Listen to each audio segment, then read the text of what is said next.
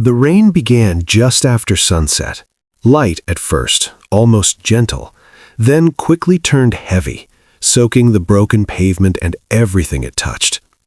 11-year-old Ethan Miller stood frozen on the front porch of the only house he had ever called home. In one hand, he clutched a worn-out backpack. In the other, the frayed leash of his dog. Buddy, a scruffy brown mutt with cloudy eyes and a fiercely loyal heart, pressed tightly against Ethan's leg. Animals always knew when something was wrong.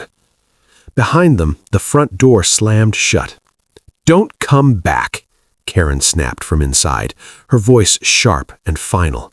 "I'm done raising someone else's kid." Ethan didn't reply. He had learned long ago that words only made things worse. Karen had never wanted him, not after his father died and left her drowning in bills and resentment. To her, Ethan wasn't a grieving child. He was a reminder, a mistake, a burden she never agreed to carry. His clothes and school books were scattered across the porch, thrown out like garbage. One sneaker hit the railing and bounced into a muddy puddle. Karen didn't look back. The lock clicked, the deadbolt turned, she walked away. Ethan swallowed hard. His chest felt tight, not with anger, but with shock and humiliation. He felt empty. Buddy whined softly and licked Ethan's cold, wet hand. The dog had been with him since he was 7, ever since Ethan pulled him from a ditch behind the grocery store. They had survived everything together. Missed meals, quiet nights, whispered promises that life would get better. Buddy wasn't just a pet, he was family. "We'll be okay," Ethan whispered, even though he didn't believe it yet. The neighborhood stayed silent. Curtains shifted, porch lights glowed faintly, but no one came out. No one asked why a child and his dog were standing in the rain. Ethan pulled the backpack over his shoulder and grabbed what little he could carry. His hands shook, but his voice stayed calm as he spoke to Buddy. "We can't stay here." They walked away from the house, down the empty street, toward the edge of town. Each step felt heavier than the last. Ethan didn't know where they were going, only that they couldn't go back. The rain kept falling as the boy and his loyal dog disappeared into the darkness, carrying nothing but each other and a fragile hope that somewhere ahead, life might be different. The rain didn't stop when they reached the outskirts of town. If anything, it grew colder, harder, like the sky itself was trying to erase them. By the time Ethan reached the dirt road leading into the woods, his sneakers were soaked through and his fingers were numb. Still, he kept walking. Stopping felt worse. Buddy stayed close, alert eyes watching the shadows between the trees. Every so often he glanced back at Ethan, as if checking in. "I'm here. You're not alone."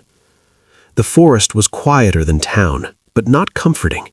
Branches groaned in the wind. Something moved deep in the underbrush. Ethan pulled his jacket tighter, wishing his dad were there to tell him everything would be okay. That voice was gone now, replaced by Karen's words echoing in his head. Just when Ethan thought he couldn't take another step, Buddy stopped. The leash tugged gently. The dog's ears lifted, nose twitching through the rain and fog. Ethan followed Buddy's gaze and saw it. A dark shape between tall, leaning pine trees. A cabin. It looked abandoned, forgotten by time. The roof sagged in the middle. One window was boarded shut with crooked planks. Vines crawled up the walls, and the porch steps were cracked and uneven. But it was standing. Barely, but standing. A small spark of hope flickered in Ethan's chest. "I guess this is it," he murmured. People in town whispered about this place. Ethan remembered adults calling it cursed, bad luck. Someone had died here, they said. But to a boy with nowhere else to go, it didn't look haunted. It looked like shelter. Ethan pushed the door open carefully. It groaned, long and loud, but it held. Inside, the air was dusty and cold, but dry. That alone felt like a miracle. Rain dripped from Ethan's hair onto the wooden floor as Buddy explored, sniffing every corner, tail wagging just a little. "Hey, it's not that bad," Ethan said, trying to sound braver than he felt. There was a small fireplace, a crooked table, and an old couch with torn cushions. Not home, but something close. Ethan dropped his backpack and brushed off the couch so Buddy could curl up. The dog shook off the rain and sighed deeply. For the first time since the door slammed shut behind him, Ethan felt a tiny knot in his chest loosen. They weren't safe yet, or warm, or fed, but they weren't in the rain. Thunder rolled outside. Inside the forgotten cabin, a boy and his dog sat together, clinging to the fragile hope that this broken place might give them a chance. Morning light slipped through the cracked window, thin and pale, but enough to wake Ethan. For a second, he forgot where he was. Then he saw the ceiling, the dust, Buddy curled beside him, and reality returned. Still, it wasn't as terrifying as the night before. At least they were dry. His stomach growled, but he ignored it. First, he needed to make the cabin safer.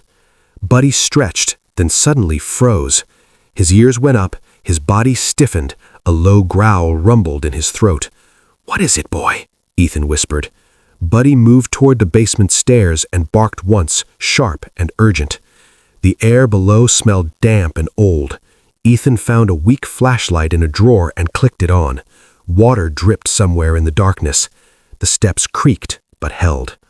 At the bottom, Buddy went straight to the wall and began scratching furiously. "Buddy, stop!" Ethan said nervously. "You'll break something." But Buddy kept digging. The sound felt wrong, hollow.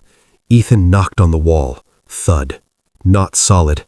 His heart raced. Using a rusty tool nearby, Ethan chipped away at the surface. Dust filled the air.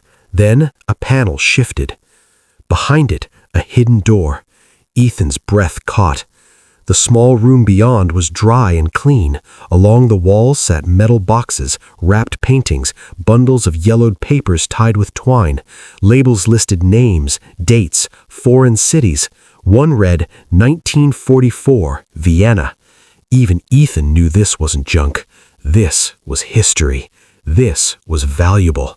1,000 thoughts flooded his mind. Food, warmth, safety, never being powerless again. Buddy looked up at him, trusting and calm. Ethan swallowed. That night he barely slept. By morning, the decision was clear. He took one small painting and wrapped it carefully. "I'm just going to show someone," he told Buddy. The walk back into town felt endless. People stared but said nothing. At the police station, the officer listened carefully. Within hours, authorities swarmed the cabin. Experts confirmed the truth. Art stolen during the war, hidden and forgotten, worth millions. Karen showed up soon after, suddenly kind. "You can come home now," she said. Ethan looked at her. "You didn't want me when I had nothing. You only want me now," Buddy growled softly. Weeks later, Ethan's life changed, but not because of money. He was placed with a foster family who cared. He felt safe. The cabin became a shelter. Buddy ran free. Ethan chose integrity, and it gave him something better than a fortune, a future.